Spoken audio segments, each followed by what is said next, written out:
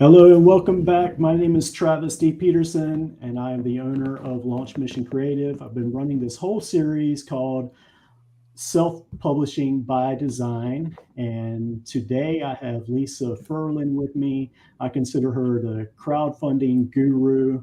I don't know if that's the exact nickname you go by, but I use that. And anyways, we'll be talking about crowdfunding by design. And our conversation today is a bit of a funny one. We'll be talking about what happens if your campaign is failing or has failed. How can you revive it? How can you keep going and have a successful book launch? So we'll be talking about that in a few minutes. And first, I just want to say that yes, I did cancel my own campaign this week. It's gone. I'm back down to zero, but my book is going forward, and I will be having it printed soon. So I'm taking pre-orders right away on my website, actually cheaper than I was offering it on Kickstarter. You can get it for $11.97 right now for a limited time on my website. And you can see that at travisdpeterson.com. So head over there and place a pre-order, check it out, see what it's all about. I'm changing the branding a little bit on it, so it's exciting. But anyways, I'm ready to go right into it with Lisa. And Lisa, I'm so happy to have you on. We've sort of had a friendship going for a couple of years now, ever since before I launched my first book. And I really enjoyed some of the small group discussions we had back then, as well as making use of your crowdfunding vault that you have available, and some really great content. So thanks for joining me today. Thanks so much for having me. Yeah, we've known each other for years and years now, so it's nice. Yeah, that's right. Years and to years. Connect again. It's been a long Since time. like the last decade, Pre-pandemic feels like a long time ago, It's been years. Exactly. If you could just introduce yourself, tell us, where you're from and what you're doing. Tell us about your family and everything. Just, let us know who you are. Yeah. We originally bonded because we're Americans living in Scandinavia. So Yeah. I, like you, originally from the US, and I live in Sweden, so you're your closest neighbor. And we've been here for 10 years. And my background is originally in epidemiology, so biostatistics and infectious diseases, which everyone's familiar with now. But at that time, when we moved 10 years ago, I was not able to work in my chosen fields because of the language barrier and legal issues. You have to be a citizen, all that great stuff. So I plunged myself into self-publishing and learning everything, and kickstarted my second book with a group of women who were all sharing their stories, and it was an anthology, and it was my first crowdfunding experience, and we did over 10K. And I was like, this is a really better way than funding 10K out of my own pocket, which I didn't have. Right. It was really out of necessity. And then after that success in 2016, people started contacting me, asking me to help them with their campaigns. And, anything builds and builds and builds. And then you discover that people keep wanting to work with you, and I kept wanting to work with them. So, you just codify your education, your knowledge into a course and a vault, and you prepare resources. And I enjoy working one-on-one with authors full time. I've been doing this full time since last year, but really 4 years in and out, since 2016. But for a long time, I was balancing all my epidemiology work with my author work. So it's great to be full time as a coach. And as I learned, when you focus full time on something, you can really see it grow and change it to something established. So it's been really great to grow my own business in this way. I just love helping authors and working with authors, and especially on projects like yours that are, and some of my projects more recently have been really focused on, social equity, inclusion, diversity. So really working with authors who have a deeper mission is great. It's not a requirement, but it's really great, and it's extra rewarding, and makes my day just feel really full and special, and like I'm helping to change the world of kidlit a little bit more. And I know there are a few fun projects going on right now on Kickstarter, so maybe we can talk about that a little bit later. Yeah, Some really fun inclusion really fun style ones. books. Yeah. Yeah. So tell me what you think is sort of the most important step to a successful campaign, and if there's not more, I mean, if there's not just one, tell us what it is that you just can't miss doing a Mhm. campaign. Without a doubt, it is, building your audience, your crowd, Mhm. and not just building your audience, but organizing them around your launch, because, days 1 and 2 are the most important, and then the end of your campaign is also the most important. But really, gathering your people around and getting them on board and telling them, your why. And so the first thing I work on when I work Mhm. with authors is, what is your reason why people need this book over other books? Because there's a million books out there. Our attention is divided in so many different ways. How are you going to get these people's attention, and why should they care? And it's our job, Yeah. and these are marketing messages that will serve you after your book is published and out there. So it's really important to nail down exactly why your book is important. If there is a transformation, what does it do for Mhm. the reader, or the parent if you have a kidlit book, and the child. So I mean, there's so much. So I think it's really just getting that down, and then understanding who you're talking to, and deliver it to them in as many different ways as you can to connect with them and get them to take action. So, you get all your people who are interested in your particular book, get them on your side, get them super excited about it, and then release it to them. And they should all go run and get it, on launch day, if you've done all of that prep work and engagement. Yeah, I think it becomes much easier if your book has a clear message, and that's not always so easy to nail down. But Yeah. do you think it's necessary, like if your book really is just for fun, so to speak, Yeah. how Yeah. important is it to kind of find that clear message Mhm. to really push and market your book? It's so important. It doesn't matter if it's just a fun book. We need fun books Yeah. too. Yeah. Not every book has to have a super deep meaning lesson. I mean, look at like Walter the Farting Dog. But Walter the Farting Dog teaches biology. It teaches acceptance. It teaches, it's comedy. It's love. Mhm. It's unconditional love, and it's all of these things. And it's a humorous book, and so you can take as just a fun book, but there's literally like 4 or 5 deeper messages in it that you can pull out. And sometimes you're like, that's a reach, but that's what you need to do. We need to Yeah. reach and let people know that this is do more than just, not just a silly story. Even in silly stories, it fosters reading comprehension, because kids love to read silly stories, so they read it over and over and over again, and they learn the words. So there's always something, and we have Yeah. to come up with a creative solution to market it. That's the marketing. Absolutely. That's the Yeah. marketing part. Yeah. Yeah, and I think that that comes into making sure you have plenty of time to Yeah, promote the book and discover that message and really push that message to your audience. So yeah, exactly. that's really great. So we're here. Um, my campaign is kaput. It's gone.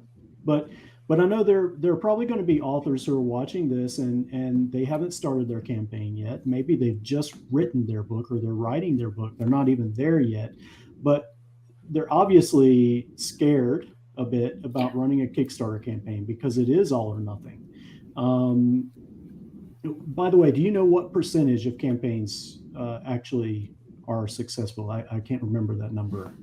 Yeah, so the statistics change over Mm, time, and you can look on Kickstarter's blog. They have updated statistics every year. Publishing is in a larger group with, not, it's separate from journalism and comics. So publishing incorporates, newspaper, magazines, and children's books. There's a whole bunch of other categories. So I don't Mhm. know specifically for children's books, but for publishing, that larger category is around 33%. Oriana mentioned something. Oriana is the director of publishing at Kickstarter. She mentioned that if you reach over 65 backers, your success rate goes up to like 81% or something. Like it's pretty much like once you get outside of your main group of friends and family, if they're supporting you, it's proof that you have enough, and then you have a sort of critical mass to get over that next hump. However, I will add this, that most of those campaigns are under $9,000. So if you're looking to crowdfund above that, I mean, obviously you have to have the crowd to support that amount. And we'll get into that later when we talk about mistakes people make. But yeah. Sure. So let's talk about you're in a campaign, you're running a campaign, and you see that it's going downhill. That there's a good chance you're not going to reach 100%. What can you do? Obviously, if you plan far in advance, you already know what to do, and that's already been done. But what can you do right in the middle of the campaign to bring life back? So this is tough because it's almost like you can't wait until it gets to that point to start doing things, because momentum is so important. You really need to strike while the iron's hot. And if you have a mediocre launch day, you have to take immediate action on day 2. So it's kind of like, if you're like, oof, that launch didn't go as I had planned, like you should be questioning things day 2. Like I have had authors contact me on like day 10 and day 12. I'm like, there's nothing I can do. Like it's too late. And they're like, I have 2 more weeks left. I'm like, you're 10,000 off the mark. Like there's no way I can do this. I don't have a magic wand, but what you can do is go back and, I think one-on-one connections are really the most effective. One-on-one connections with people, reaching out to people who you think can have large support for you, either in the way of, let's say, a bulk order or a donation to a classroom or something, your higher end tiers. If you are not able to revive it at that point and get people to buy on at the higher end tiers and sponsor, I mean, it really takes some wheeling and dealing. You have to be willing to really make it happen. I would focus on the big fish. I would focus on, I need $500, I need $1,000. Are you willing to sponsor a classroom? Are you willing to order, 20 books, whatever it is? Because if you can't get like the individual small pledges at that point, does not. But then once you close that gap, people will see, oh, okay, he only needs, 2,000 more. Okay, I'll share it a few more times, and you can kind of close the gap. But it's up to you to close that large gap. If a large gap remains for too long, it just loses all steam, and people, when they see it, they're like, this isn't going to go. I have still backed campaigns even when it looks like it's not going to work. Because I'm like, oh no, okay, I'll help you out. I'll throw you $20. Like I'll help, because it's risk free for me. And then next time they're like, yay, we funded it. I'm like, you had a magic funder come in at the last second there. So that happens too. But yeah, so I think that would be my advice, is take action as quickly as possible and be as aggressive as possible if you feel like it's trending that way. If you wait too long, there's really not much you can do. You can always cancel. And if you cancel, I would absolutely, communicate with the backers. You won't have their emails in Kickstarter. Indiegogo, you will. But with Kickstarter, you won't have their contact information. Send it in an update and let people know what your plans are. And if you have plans to relaunch, how, that you will get back in touch with them via that Kickstarter update mechanism. And I before I canceled mine, I kind of looked into what are you going to be able to do with your campaign after you cancel, and you can't update or you can't like edit the story after it's canceled. So what I did was I created a video and I put it on the top of my story as kind of an announcement for anyone who comes to the page. And then I also made an update after I canceled, as well as you can send messages through Kickstarter to your supporters even after it's canceled. So I was able to do that. I sent messages out to all of those that supported to let them know to go to my own website. You brought up a good point about friends and family. And I think a lot of people have failing campaigns because they think they can depend on their friends to push them over the $10,000 mark or whatever price tag they put on it. But that's not necessarily the case, right? Yeah, we all have different friends and family. I think sometimes. So we all have different relationships with our friends and family, and we all have different networks. That's why I caution authors against looking at anyone's campaign and being like, oh, well, they were successful, so I can be successful. And it's like, we have different groups of people in our lives, and we have different audiences. And honestly, people get their feelings hurt when their friends and family don't support them. It can be very, very hurtful, but no one owes you anything. No one owes you their money. So, it's our job as authors to build an authentic audience for each book. It can be exhausting, but that is the challenge. And if you want to pre-sell X number of books or raise thousands of dollars, this is the work we have to do to put into it. It does pay off, but it is a lot of work, and I understand that too. But yeah, we can't rely, unfortunately, on friends and family.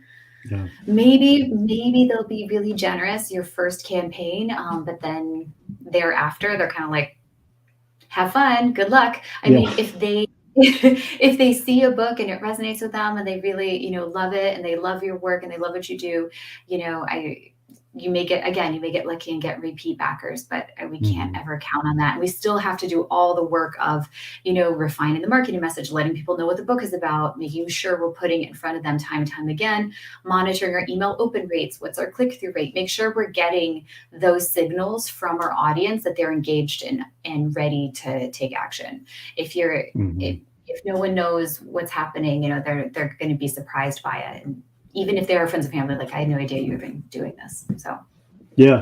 I actually read that before I started my campaign, that a lot of friends and family don't expect them to support you the second time, because it's kind of a cute thing to support you the first time. Like, now you're an author and I helped you get there, but okay, you're an author now. I don't need I don't need to get your second book or whatever. So yeah.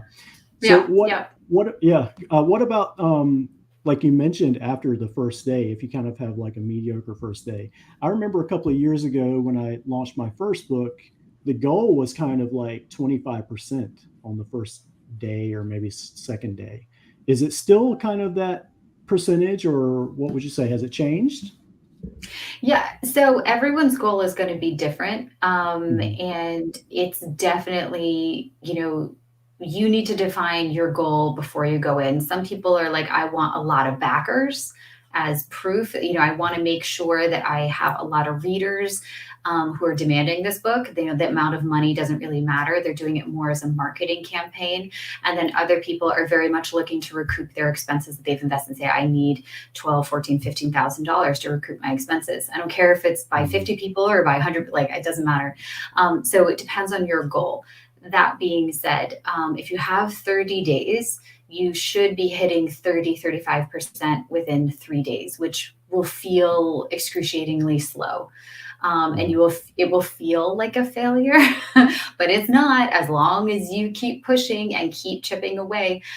What I look for is, a really strong first day, either in numbers. Numbers are okay. Even if you raise, 20% on day one, if you have like 70 people who said yes, or 80 people who said yes, that's really great. Because now you can go to them and say, can you share again? Can you share again? Can you share again? Sharing is free. Now you have 80 people, or a fraction of them, sharing again. So you can still get that. It's tough when you don't have the number of people, it's tough to draw, and then they need to bring more people in. So, Hmm. even if you have a bunch of, we call them micro pledges, it's really good to get. And then that's an easy thing to ask, can you just micro pledge $1? I just need you as a backer on my campaign. So that can help. That's another Yeah. side strategy if you're struggling. But yeah, 30% for a 30-day campaign. If you're doing a shorter campaign, obviously you have to hit your targets much faster. I guess if someone is a micro backer, even for just $1, they're more willing to share your campaign at that point. So that's kind of, I can see that being a benefit, to get a bunch of micro backers on board and then ask them to share it. Ask So them to share, yeah. that's a good tip. Yeah. So when do we say enough is enough? I'm way behind. I need to pull the plug. Yeah. For me, okay, I set mine for 26 days. I did a little bit shorter because 30 just seems like forever to me. And I was halfway through, so like 13 days, and I was still only like 31%. So I knew I was behind. So I probably waited longer than I should have. I don't know. But what do you think? When do we pull the plug? Yeah, I mean, it's different for everyone. I mean, for you, yourself, your schedule, what you're willing, what you can do, what's feasible, and also what's going to reduce the most stress. Is it Mhm. is it going to be better are you super stressed by this? Are you not really paying attention to it? Is it better to cancel so that you can focus on other things and stop trying to market when it's not working? So I think, if you really, if you did everything and you prepared and you did everything, you're like, I don't know what went wrong. Then you need to go back and look at your messaging, or look back and see, who did support the campaign and who didn't, who I thought might, like what happened. So, I mean, and you can always, put out a poll and say, like, oh, this failed flat, or fell flat. Is there anything you would have liked to have seen differently? Maybe it was your coverage. I have no idea. Mhm. But it's the kind of thing where I would always encourage you to go back and look at what happened, or be honest with yourself about the positioning of it, marketing. Did you reach out to enough people? Did you give it enough attention and effort? Just so okay, my marketing was fine, my messaging was fine. It was that I didn't put enough time into it, or I didn't reach enough people, or I really didn't have enough authentic readers. I was relying too much on the wrong people. So Mhm. once you know that, then you're like, okay, like I can make changes going forward. So when you decide to cancel, it's up to you. You can always let it run out entirely. I have seen other authors do that. They let it run the entire time, just in case some angel swoops in at the last minute and Yeah. decides to fund your dreams. You never know. Sometimes Brandon Sanderson trolls, Kickstarter. You never know.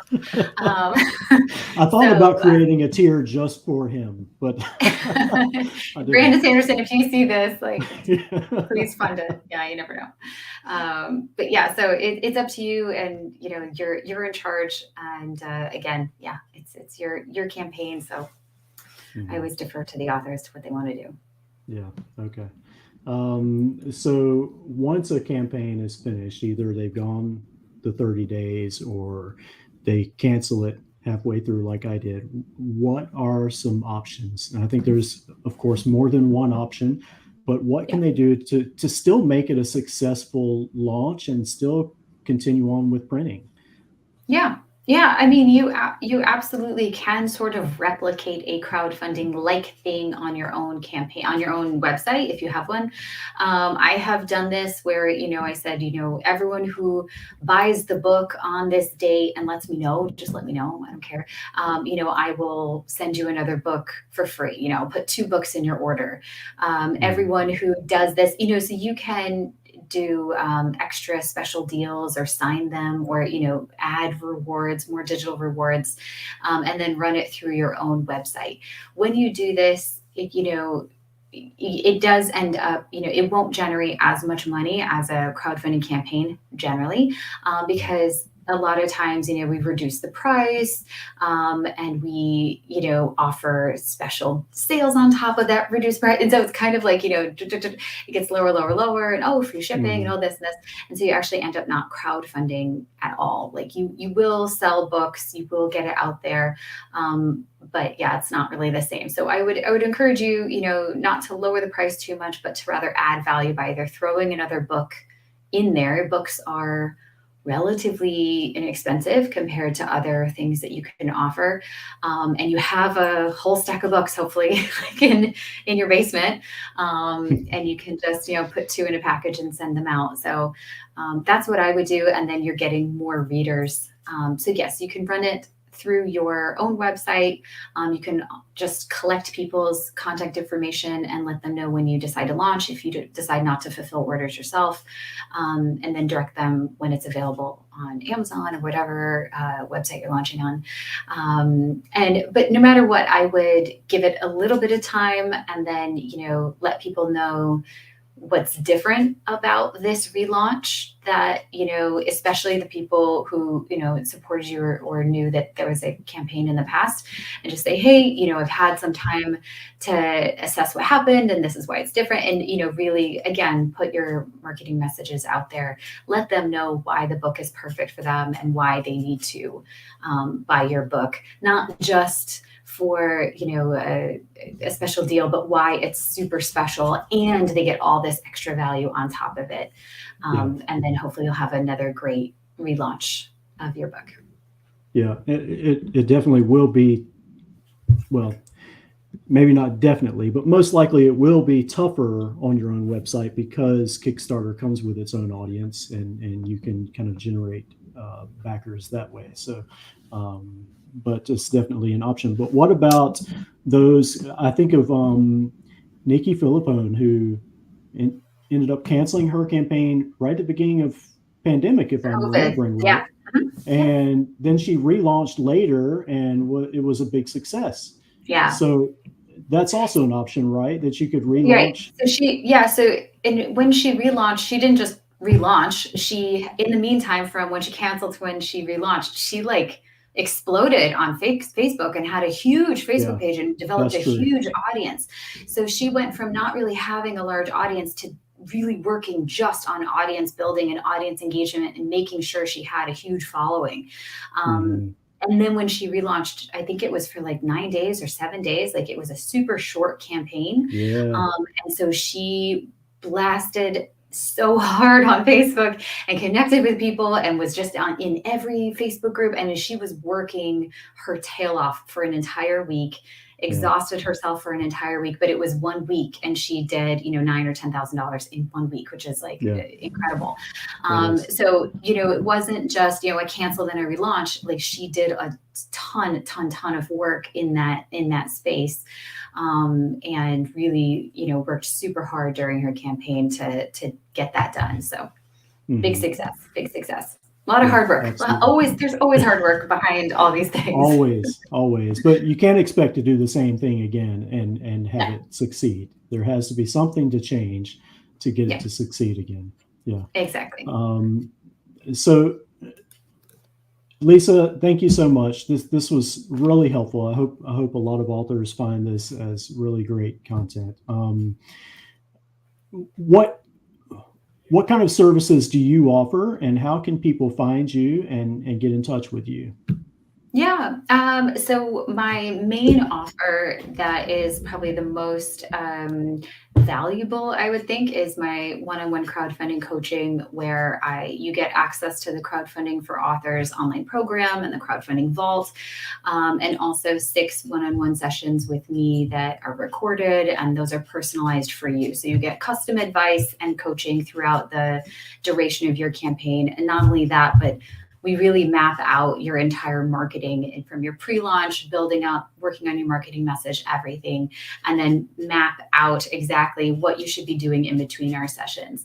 Not only that, but we have, I have twice weekly group coaching with my authors, and you have access, 12 weeks of access for that. So if you're wanting to launch in the next 12 weeks, the program is really designed to accelerate your results in that time. But not only that, I don't just like when you launch, I'm not just like, see ya, like I'm there with you when you launch on launch day and supporting and sharing and amplifying all of my authors. So once you're in my space, I take care of my authors and make sure that they get everything they need in terms of, if you need help with graphic design or video or anything, I either connect you with the right person or we make it work out in some way. So there's no creative problem that we can't solve together. All I require is that, the people in the program commit to never giving up. You can't ever give up. Like, I don't give up on my authors and they can't give up on themselves. They can change course, they can change their mind, we can change the timeline, we can do lots of things, but we just have to stay committed to getting it done and making it work, and we'll get it done together. So that is my biggest offer. And then of course, you can just enroll in the pieces if you don't want the one-on-one coaching. You can access the course, and then of course the crowdfunding vault is the most minimum thing that I have offering. So that's it. So big crowdfunding coaching program with group coaching and individual coaching to keep you accountable every step along the way. And the best website is just my name.com. So lisaferland.com. That takes you to my website. I also have a sister website, crowdfundingforauthors.com, which I really just grabbed because I wanted that URL space. But both lead to me, and I'm the same in both places. It's the same offer. Okay. Yeah, that's good. So I've been asking all of my authors, all of my guests, is there anything coming up? What's in front of you? Do you have any secrets you want to spill to us? What's for me what's on your personally? plate? Yeah. No secrets. I'm an no open new book. books coming out or anything like that? No. So like the new book thing, I used to have a goal of like, I'm going to publish a book every year. And then I just got so busy helping other people publish their books, which is great. I love it.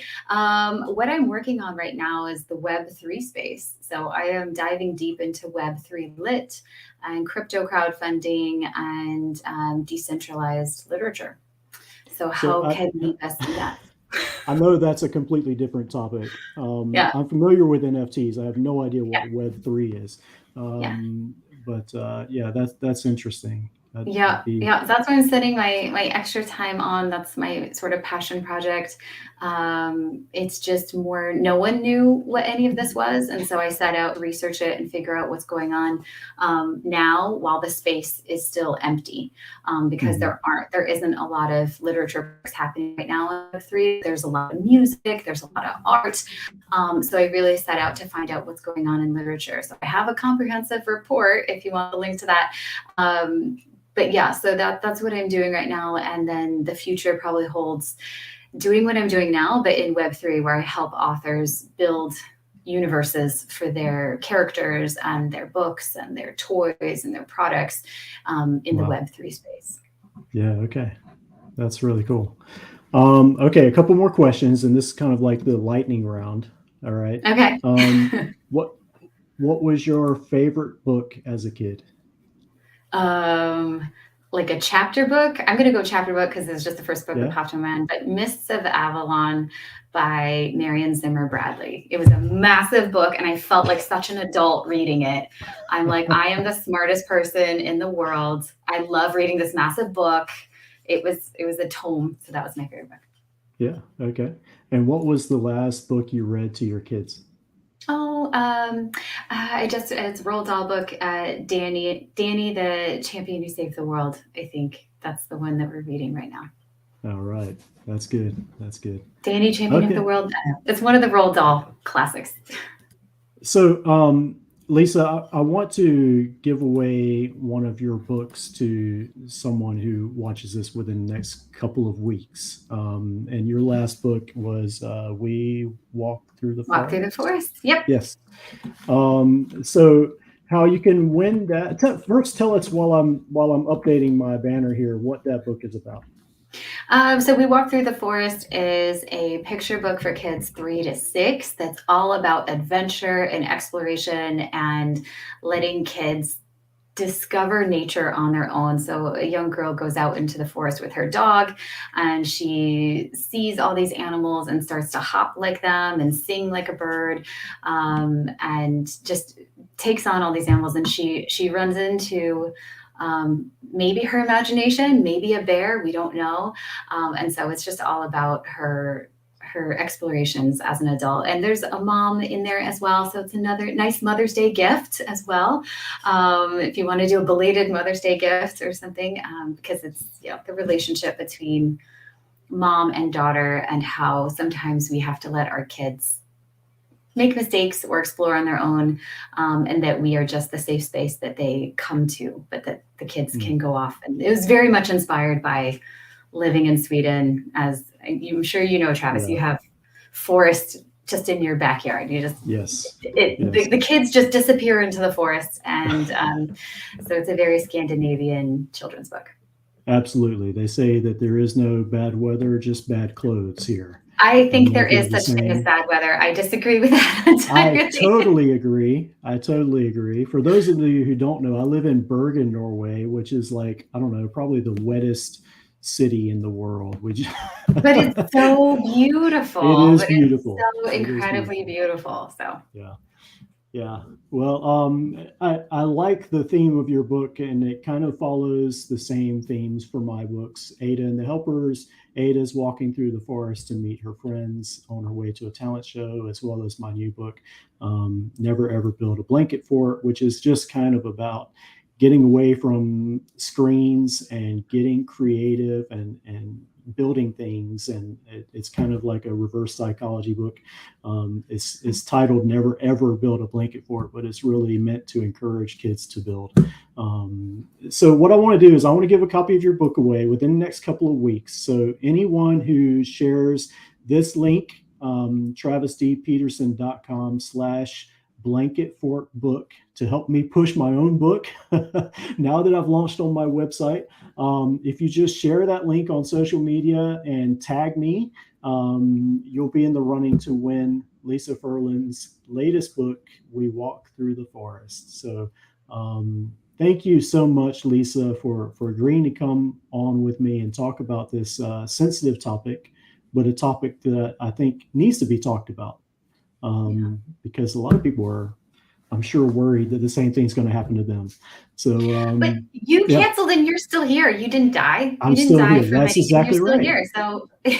So I'm living proof that it's not the end of the world. It's not the end of the world. Don't put so much stress on yourself. Don't worry so much. It's just marketing. It's okay. That's right. It's going to be okay. That's right. So yeah, even if you have to cancel, it's going to be okay.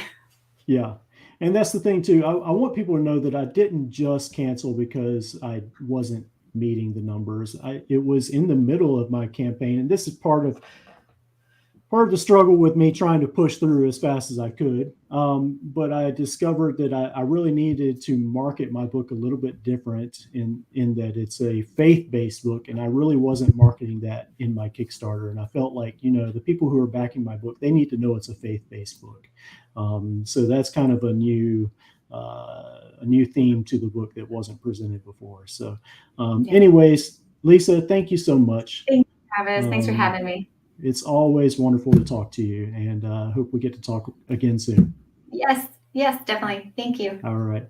Bye-bye. Bye.